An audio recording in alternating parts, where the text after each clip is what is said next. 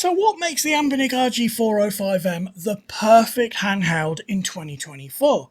Well, in this video we're going to find out. We'll go through the pros and the cons, obviously doing a normal review. But watch the whole video because I'm actually going to be giving this one away. So without further delay, let's dive in. So just before we do the unboxing, I want to give a massive thank you to LITNXT for sending this device free of charge for review. Now, they sell all sorts of devices from Anbernic to Power Kiddies to the Mia Mini Plus, and we actually reviewed the Mia Mini Plus, so if you haven't seen that video, go click up here somewhere and go and check that out. That is an amazing device. But anyway, we're not talking about that, we're talking about the Anbernic RG405M. And the best way to start a review is do an unboxing. So as with most Anbernic devices, it comes in like a plain white box.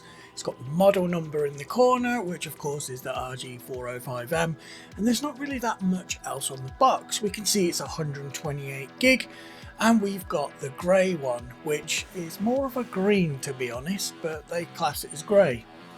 So as we can see, it's in this plastic bag, but we'll just stick it to a side for a moment. Let's see what else is in the box. Now, of course, you've got instructions in here, and I never read instructions, so I'm just going to leave them in there. But in this box, we're going to find the USB-C to USB cable. So this is what you're going to use to charge the device. And as with most devices these days, it doesn't come with a power brick, but you can pretty much plug it into anything. So let's take a look at the device itself.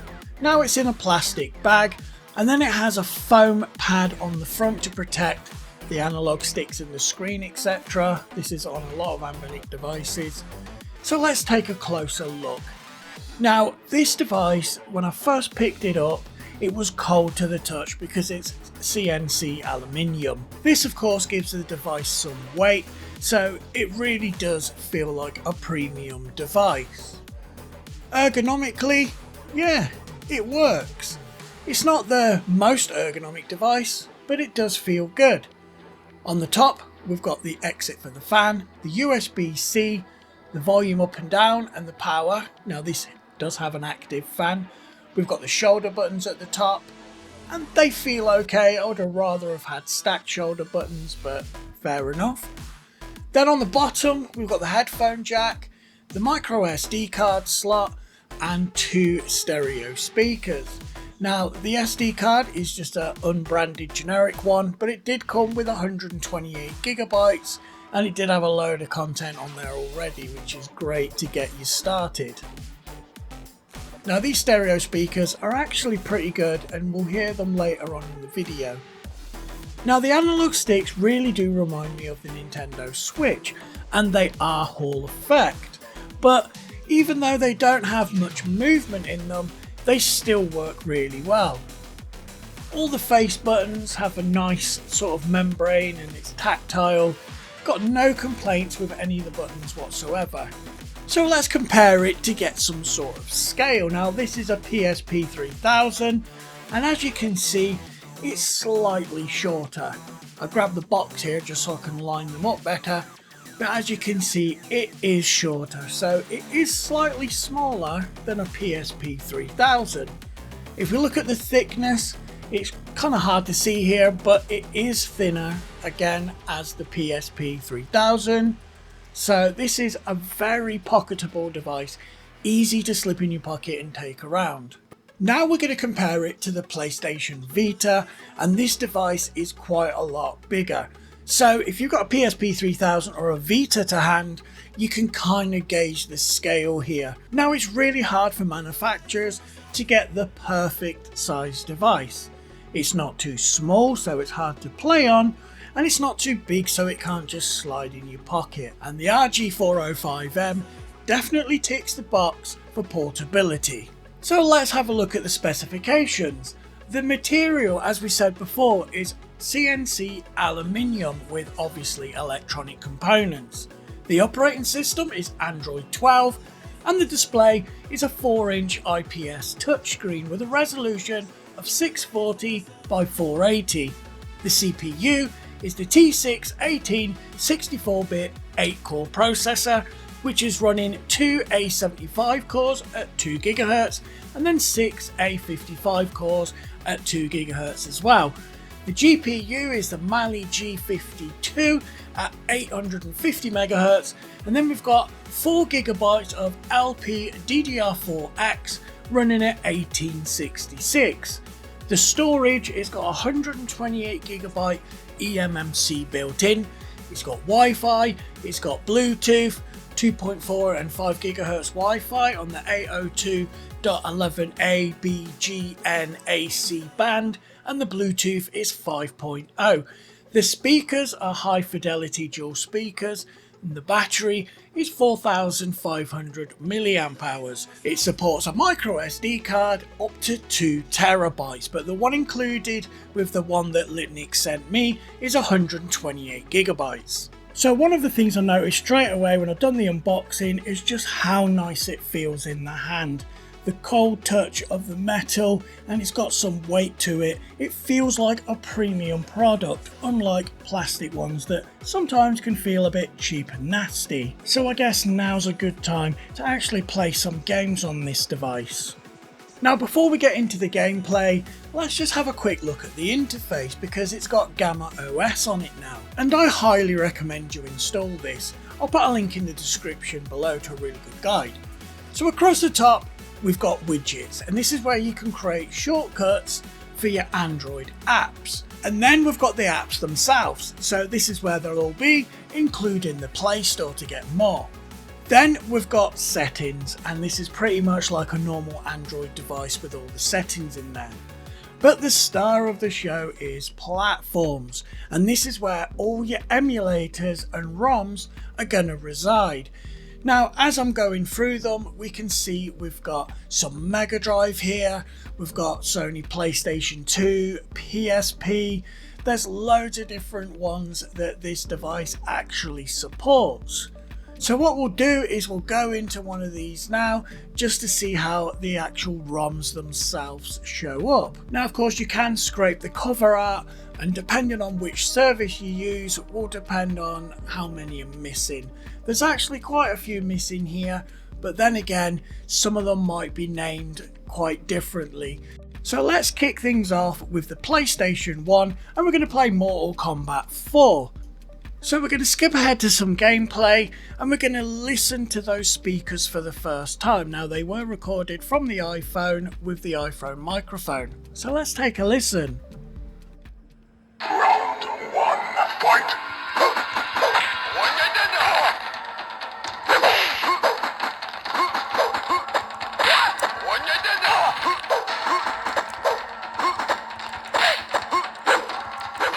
So as you can hear, the speakers are more than loud enough, and they're actually quite impressive for such a small device. So now we're looking at Grand Theft Auto Liberty City Stories on the PSP, and this is where we kind of see the limitations of the device. Now I'm not talking performance on the emulator or the ROM, I'm talking about not having a 16:9 aspect ratio. So as you can see, we've got a black bar at the top and the bottom, and this is a little bit off-putting considering it's only a 4-inch screen anyway, but you can't have everything. The good news is that PSP runs really well on this device.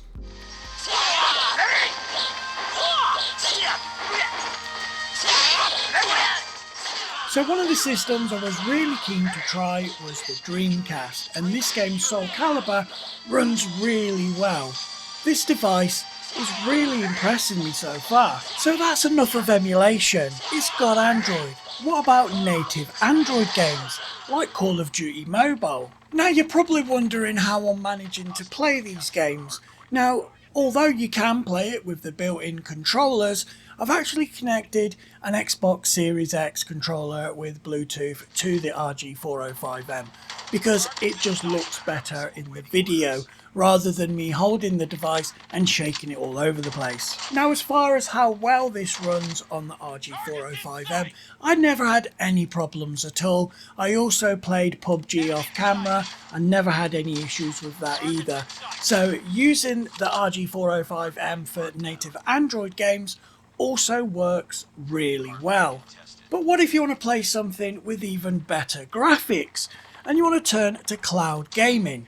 Let's have a look to see how the Xbox Cloud Gaming runs on this device. Now, I'm not a massive fan of cloud gaming because it introduces lag, but Xbox Cloud Gaming on the RG405M works just the same as it does on any other device, even when I'm playing the Xbox using cloud gaming. Now, to be fair to it, it does work and you can get a few cheeky races in there. I just wouldn't do anything competitive. So, why not play Power World and do some farming? So we all know some games are suited better for cloud streaming than others. Power World is one of those pick up and play games, so if you've got yourself a spare 10-15 minutes, you can jump on, do some farming, upgrade your base, and as long as you've got yourself an internet connection, you can pretty much do it wherever you want. I also tested PS5 remote play, but it's not in this video because it's long enough as it is, and it worked flawlessly. So no, you don't need a PlayStation Portal. So of course we do need to talk about the cons because this is a fair review. So some of the cons that spring to mind is the shoulder buttons are not stacked and they're not analog.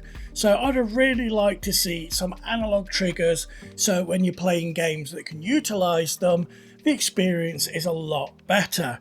Unfortunately, they haven't gone with that approach, but I can understand why, because slipping the device in and out of your pocket is a lot easier when it's near enough perfect flat without those shoulder triggers sort of sticking out. Now, one of the things that really surprised me is it doesn't have HDMI out. It would have been really nice to see them utilize that USB-C port so you can have HDMI out and then sort of display something on the TV, because let's not forget this has got Android, so you could use the device for other things as well, like you could put Netflix on there, YouTube, and then you could display it on a big screen. Now, although the screen is perfect for some older retro stuff, 16:9 doesn't actually show that great. You're going to get black lines at the top and bottom, so it's always a bit of a compromise what sort of screen that you go for. I do think the screen is spot on for this device, and the only way to make it better would have been having an OLED screen and maybe giving it the same size but a 16:9 aspect ratio. But all in all, it's still a fantastic screen. So we've bashed on it enough. What's the pros? Well, of course, it's premium quality. That metal finish and the weight to the device, as we've talked about before, is fantastic. Some of the other aspects are those Hall effect thumbsticks. They're really nice, even though there's not as much movement in them. Of course, it needs to go in your pocket, and I just think the thumbsticks they've used, being Hall effect, they're going to last a long time, and they're still precise enough to play any of the sort of retro games that you want to play. So one of the things I was really surprised about this device was battery life. Good old battery life, and we've seen it with the Steam Deck and other devices where the battery life is absolutely terrible. Well, thankfully on the Anbernic RG405M, the battery life is absolutely fantastic.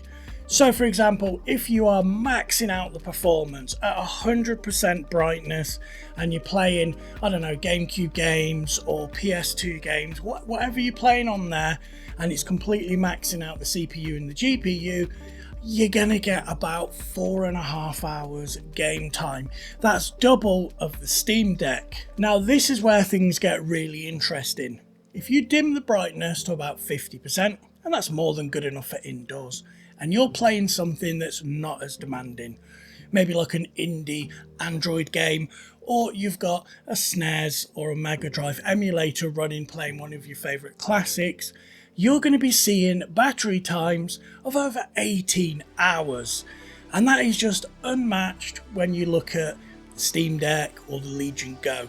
Now, I know I keep referring to those devices, and they are a lot more powerful, but of course the RG405M just seems a lot more portable, so you can just slip it in your pocket, you've got all the battery life you're going to need, and it still is a really powerful device. Now, it wasn't all plain sailing when I received this device. Unfortunately, there was quite a few problems with the OS, but thanks to the community and Gamma OS, which is now installed on this device, everything seems to be working a lot better. So if you do already have this device, definitely install Gamma OS. I'll put a link in the description to a really good guide that will show you how to get it up and running. And of course, if you do buy one of these devices, that should be the first thing you do. Get it upgraded, you won't regret it. So we're going to do a quick summary now.